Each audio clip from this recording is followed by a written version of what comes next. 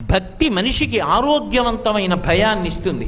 భక్తి మనిషిని సక్రమంగా బ్రతికేటట్టు చేస్తుంది. ఎక్కడ భక్తి ఉన్నదో అక్కడ శాంతి ఉంటుంది. కాసిని నీళ్లు ఉన్నాయనుకోండి, అందరం పంచుకు తాగుదాం అంటాను, అంతేకాని ఈ నీళ్లు నావే, ఈ నీళ్లు నీవికవు అని నేను తాగితే చాలు నువ్వు తాగక చచ్చిపోయినా పర్వాలేదన్న మాట నోటి వెంట రాదు.